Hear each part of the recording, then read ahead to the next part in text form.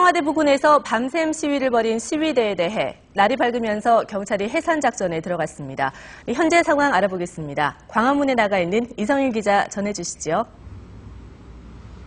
네, 어젯밤새 청와대로 행진하겠다며 여러 차례 경찰과 충돌했던 시위대는 지금 이 시각에도 청와대 인근에서 경찰과 대치를 계속하고 있습니다.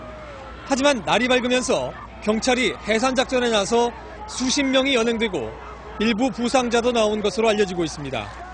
주요 대치 지역 가운데 경찰이 해산 작전에 먼저 나선 곳은 효자동 지하철 3호선 경복궁역 인근입니다. 오늘 새벽 4시 반쯤 이곳에서 밤샘 시위를 벌이던 시민 시위대 2천여 명에 대해 경찰이 물대포를 쏘며 해산 작전에 나섰습니다. 시위대는 현재 방패를 앞세운 경찰 대열에 밀려 광화문 방면까지 후퇴했고 이 과정에서 수십 명이 연행되고 경찰과 시위대 양측에서 모두 부상자가 나온 것으로 전해지고 있습니다. 또 조금 전인 5시 40분부터는 여경이 포함된 경찰 특공대가 투입돼 광화문 방면으로 밀려난 채 시위 대형을 유지하던 시위대 2천여 명을 해산시키기 위한 2차 작전을 시작했습니다. 시민들이 밤샘 시위를 이어갔던 또 다른 청와대 인근 지역인 삼청동길 동십자각 근처에서는 경찰이 본격적인 해산 작전에는 돌입하지 않은 상황입니다. 경찰은 간간히 물대포를 쏘며 시위대 접근을 봉쇄하고 있지만 1,500여 명에 이르는 이 부근 시위대는 물대포 사용을 하지 말라는 구호를 외치며 경찰과 대치를 계속하고 있습니다. 어젯밤 시작된 시위는 경찰의 해산 작전에도 불구하고 청와대 부근에서만 2-3천여 명 선을 계속 유지한 채 날이 완전히 샌 지금까지도 계속되고 있습니다. MBC 뉴스 이성일입니다. 어젯밤 최대 규모의 촛불 집회가 끝난 뒤 2만여 명의 시민들이 청와대로 향했습니다. 앞서 전해드린 대로 이 과정에서 경찰이 처음으로 물대포를 쏘는 등 격렬한 충돌이 벌어졌고 결국 100명이 넘는 시민들이 연행됐습니다. 박주린 기자가 전해드립니다. 시위대의 머리 위로 경찰이 물대포를 발사합니다.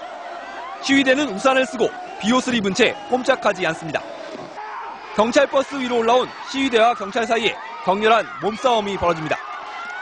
어젯밤 촛불 집회를 마친 뒤 청와대 쪽으로 행진하던 2만여 명의 시위대와 경찰 간에 큰 충돌이 벌어졌습니다. 자기네들은 가진 걸로 공격하고 우리는 아무것도 없는데 자기네들 일방적으로 공격하니까 저희는 아무것도 없잖아요. 시민들은 효자동길과 삼청동길, 경복궁 일대에서 청와대로 가는 길목으로 진입을 시도했지만 경찰은 115개 중대 만여 명을 동원해 시위대를 막아섰습니다.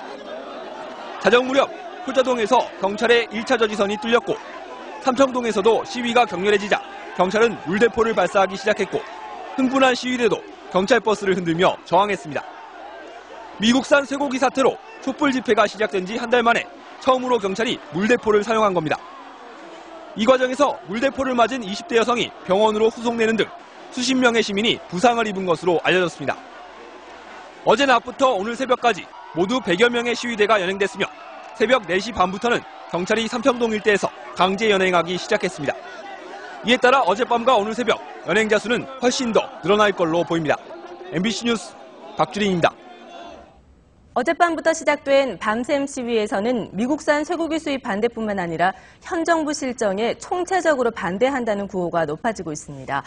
거리 시위가 일주일을 넘기면서 시위 양상도 점점 달라지고 있습니다. 임명현 기자가 보도합니다.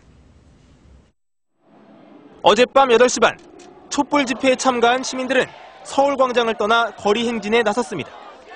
청와대로 향하는 길인 세종로를 경찰이 막자 시민들은 우회로를 통해 1시간 만에 청와대에서 수백 미터 거리인 경복궁 일대까지 곧바로 접근했습니다.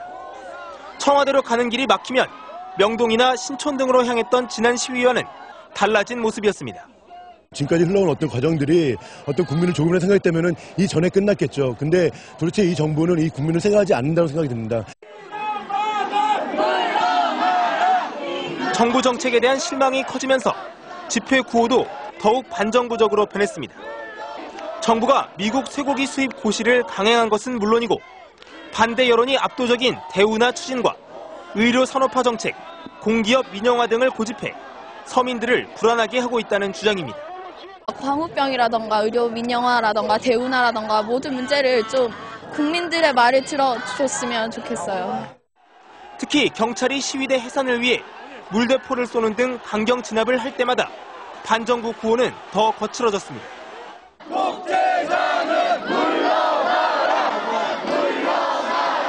밤사이 집회에는 한총련과 한국대학생연합 등 대학생 단체들도 대거 참여했습니다.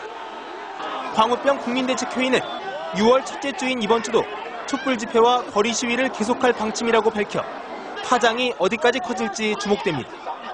MBC 뉴스 임영현입니다. 청와대는 밤새 긴장을 늦추지 않고 있습니다. 청와대 상황 알아보겠습니다. 박범수 기자. 네, 박범수입니다. 네, 현재 상황 어떻습니까? 네, 청와대는 비상 대기 중인 정무수석실과 민정수석실을 중심으로 시위 상황을 예의주시하고 있습니다. 시위 행렬이 청와대 부근에서 차단되기는 했지만 대규모 시위대가 청와대를 목표로 직접 시위를 벌였다는 것 자체에 청와대 관계자들은 당혹감을 감추지 못하고 있습니다.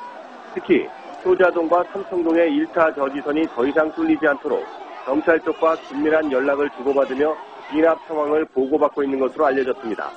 대통령을 직접 경호하는 경호 쪽 관계자들도 극도의 긴장 속에 경계를 늦추지 못하고 있습니다. 새벽이 되면서 시위대의 규모가 줄긴 했지만 3355 시위대가 청와대 바로 앞까지 기습적으로 진입할 가능성도 배제할 수 없다고 보고 경계에 만전을 기하고 있습니다. 이명박 대통령은 오늘 새벽 시위 상황을 보고받은 것으로 알려졌습니다.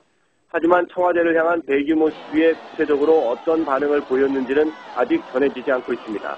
MBC 뉴스 박범수입니다. 북한이 미국에 제출한 플루토늄 관련 자료에서 37kg의 플루토늄을 생산했다고 밝힌 것으로 알려져